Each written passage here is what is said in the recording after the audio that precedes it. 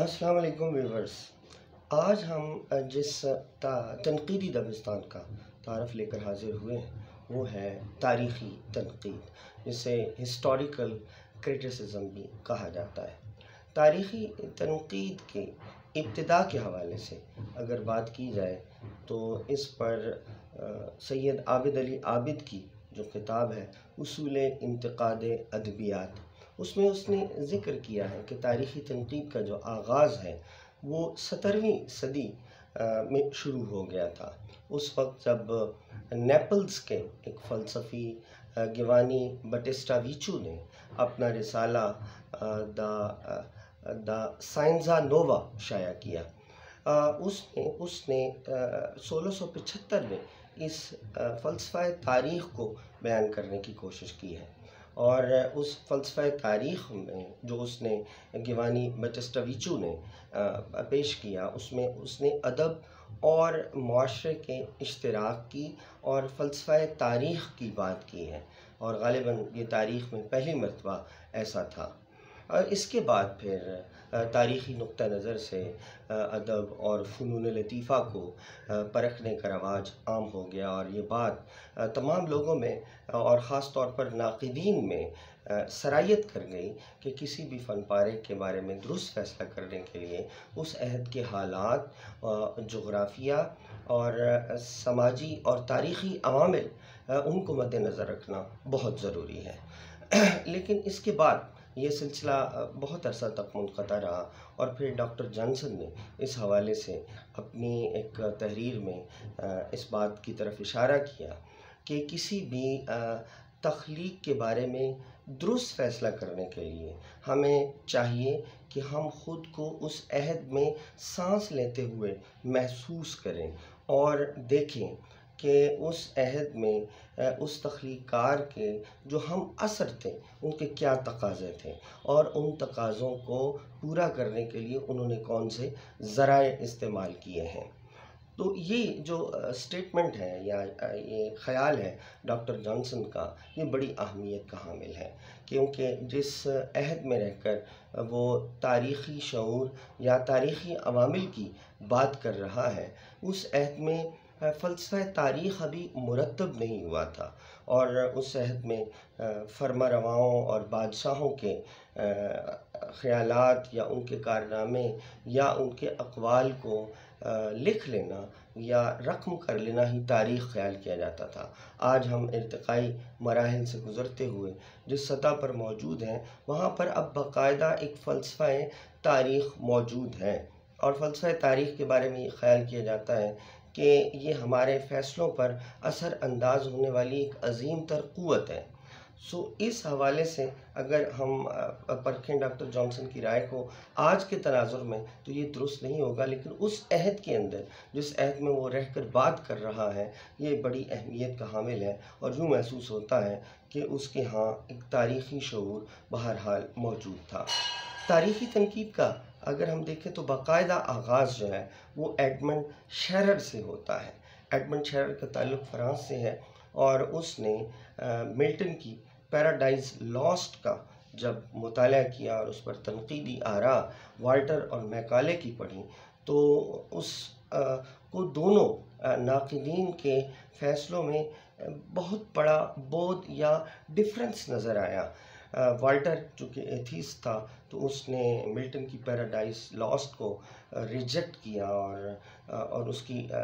तरदीद की, जबकि इसके बरक्स जो मैकाले था वो मज़हबी शख्स था और उसने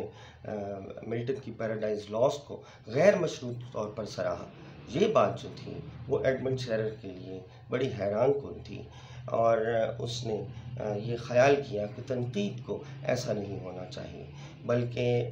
तनकीद को ज़ाती पसंद और नापसंद से बालातर होना चाहिए और नक़ाद के लिए ये ज़रूरी नहीं है कि वो फ़ैसले सादिर करता फिरें।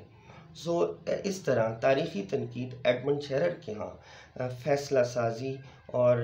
किसी भी फ़न पारे के क़द्र के तयन के ख़िलाफ़ एक रद्द-ए-अमल के तौर पर ज़ाहिर हुई। उसने अपनी मुतअद्दिद कुतुब के अंदर इस तरफ इशारा किया कि किसी भी तख्लीक के बारे में सही फ़ैसला करने के लिए ज़रूरी है कि हमें उस अदीब की शख्सियत और उसके किरदार और उसके अहद का या उसके असर का तज्ज़िया करना बहुत ज़रूरी है। और अगर हम ये नहीं करेंगे तो हम दुरुस्त फ़ैसले तक नहीं पहुंच पाएंगे। और हमें यह भी देखना होगा कि अपने अहद से मुतासिर होकर किसी भी तख्लीकार ने अपनी तख्लीकी सलाहियतों का जो रुख है वो किस तरफ मोड़ा है। ये बड़ी अहम चीज़ें हैं जिनके ऊपर अगर नक़ाद नज़र रखता है तो वो सही फ़ैसला करने में कामयाब होता है। इसी तरह उस अहद के समाजी, सकाफ़ती और तहज़ीबी अवामिल ने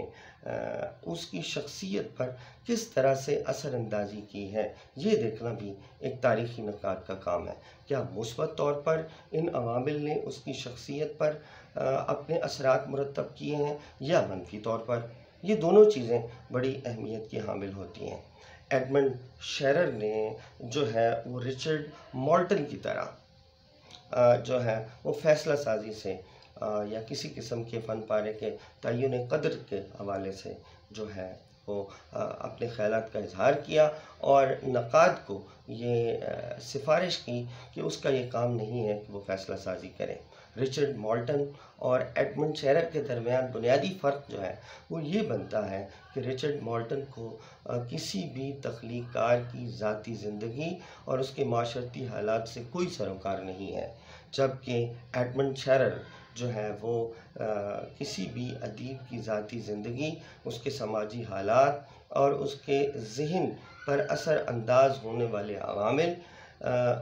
को बुनियादी अहमियत देता है और इनका तज्ज़िया करके ये कहता है कि ये सारी चीज़ें कारी के सामने रख दी जाएँ और वही इस बात का फ़ैसला करें कि दुरुस्त क्या है और गलत क्या है।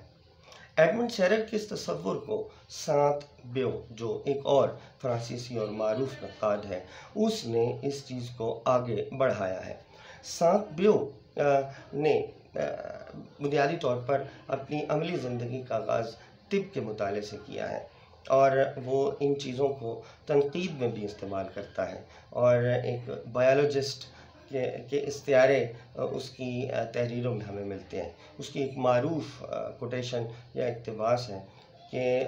दरख्त के बारे में मालूमात हासिल करने से उसके फल के बारे में हमें पता चल जाता है। यहाँ दरख्त जो है वो अदीब के लिए और फल उसकी तख्लीक के लिए इस्तियारा है।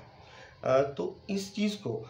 उसने इस तरह समझाया कि जो ज़मीन है वो किसी भी तख्लीकार का वतन है और जो आबो हवा है जो किसी भी दरख्त को फलने फूलने के लिए लाजिम होती हैं, ज़रूरी होती हैं, वो उसके समाजी, सकाफ़ती और इक़्तिसादी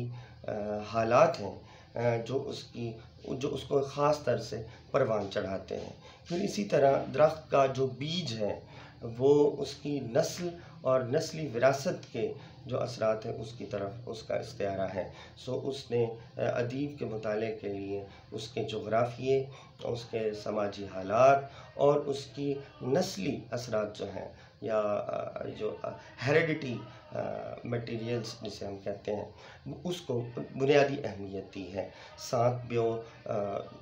किसी भी अदीब की नस्ल, उसके वालिदैन, उसके बहन भाई और ख़ास तौर पर उसकी वालदा के साथ जो उसके ताल्लुकात उस्तवार होते हैं उनको भी तख्लीक के समझने में बुनियादी किरदार के तौर पर लेता है। तो सात-ब्यो जब किसी भी फ़न पारे का तज़िया करता है तो मुख्तलिफ़ किस्म के सवालात अदीब के बारे में उठाता है। मिसाल के तौर पर इस तरह के इस्तिफ़हामात वो उठाने की कोशिश करेगा कि अदीब जो है उसका तसव्वुर फ़ितरत क्या है, अदीब जो है उसका तसव्वुर खुदा क्या है, अदीब जो है वो अमीर है या गरीब है, दूसरे लफ्ज़ों में उसके इक़्तिसादी हालात किस तरह के रहे हैं। फिर वो ये सवाल भी उठा सकता है कि उसका तर्ज़ हयात या तर्ज़ ज़ीस्त किस तरह का है, उसका तसव्वुर ज़न्नो ज़र क्या है। ये वो सवालात हैं जिनके वो जवाबात तलाश करके उसकी तख्लीक़ात में से इन एलिमेंट्स या इन अनासिर को तलाश करके तज्ज़िया करता है और इसकी तरफ दूसरे नाक़िदीन को भी इसकी सिफ़ारिश करता है। अब सात-ब्यो के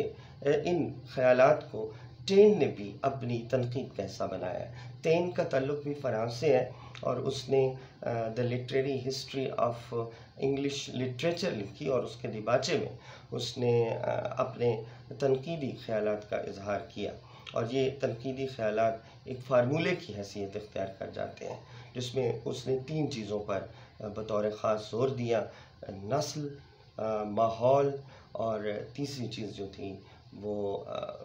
मिलियो और मोमेंट, यानी तख्लीक का लम्हा, कि उसका ख़्याल है कि अदीब जो है वो ख़ास हालात की पैदावार होता है और माहौल उसमें बुनियादी किरदार अदा करता है। उस अहद के हावी फ़िक्र जो है वो अदीब पर असरअंदाज हो रही होती है। फिर और उसकी नस्ल के जो असरात हैं, नस्ली विरासत, वो भी उसका जेनेटिक्स जो है वो उसकी तख्लीक़ात में नुमायाँ हो रहा होता है। और फिर इन तमाम चीज़ों के साथ एक ख़ास लम्हा, एक ख़ास माहौल जो है वो उसकी फ़िक्र को ख़ास सांचे में डालकर एक ख़ास तर्ज़ का पैराया इजहार अदा करते हैं। सो इस तरह उसकी तख्लीक़ात को समझने के लिए उसके माहौल, उसकी नस्ल और उस तख्लीक़ के ख़ास लम्हे को समझना ज़रूरी हो जाता है। टिंग के बाद अगर हम लाइनल ट्रिलिंग का ज़िक्र न करें, कि जिसने अपनी किताब लिबरल इमेजिनेशन में द सेंस ऑफ पास्ट का एक मज़मून शामिल किया। लिबरल इमेजिनेशन उसकी मुरत्तबा किताब है जिसमें मुख्तलिफ़ मज़ामीन शामिल हैं। उसमें से एक मज़मून द सेंस ऑफ पास्ट में उसने अदब और तारीख़ के रिश्ते पर बड़ी गहरी गुफ्तगू की है, और उसमें उसने ये साबित किया है कि अदबी तख्लीक़ का तारीख़ में जो वजूद है उससे इनकार नहीं किया जा सकता। उसका ये भी ख़याल है कि तख्लीक़ की जो तारीख़ियत है, हिस्टोरिसिटी ऑफ क्रिएशन, ये हमारे एस्थेटिक एक्सपीरियंस का हिस्सा होती है, जो कि अदब जो है वो हिस्टोरिकल आर्ट है, तारीख़ी फ़न है। सो इसका ताल्लुक़ किसी न किसी तरह से तारीख़ के साथ जाकर मिल जाता है। लाइनल ट्रिलिंग ज़हन में रहे कि बुनियादी तौर पर तारीख़ी नक़ाद नहीं है, उसका रुझान या मीलान जो है वो ज़्यादातर नफ्सियात की तरफ है, लेकिन इसके बावजूद भी वो तख्लीक़ की तारीख़ियत या हिस्टोरिसिटी ऑफ क्रिएशन की बात कर रहा है। सो इससे हम ये अंदाज़ा कर सकते हैं कि तारीख़ और अदब का एक दूसरे के साथ बड़ा गहरा ताल्लुक़ है, और बहुत सारे तारीख़ी जो वाक़यात हैं वो अदब को जन्म दे रहे होते हैं। अब तारीख़ी तनकीद की अहमियत इसलिए भी बढ़ जाती है कि इसने पहली दफ़ा समाजी अवामिल और तारीख़ी अवामिल के साथ साथ अदब को और अदीब को तारीख़ के तराज़ुन में रख कर परखने की कोशिश की है। ज़हन में रहें कि ये जो हमने अभी गुफ्तगू की है कि किसी भी अदीब पर उसके तारीख़ी अवामिल और समाजी मुहर्रिकात बड़ा गहरा असर करते हैं, लेकिन ये बात 100% दुरुस्त भी नहीं की जा सकती। इससे हम इख्तिलाफ़ भी कर सकते हैं। मिसाल के तौर पर जब हम उर्दू में देखते हैं 1857 के बाद का ज़माना, तो वहाँ पर हमें सर सैयद अहमद ख़ान की तहरीक खड़ी नज़र आती है। सर सैयद अहमद ख़ान और उसके जो रफ़क़ा हैं वो एक ख़ास तर्ज़ का अदब तख्लीक़ कर रहे हैं,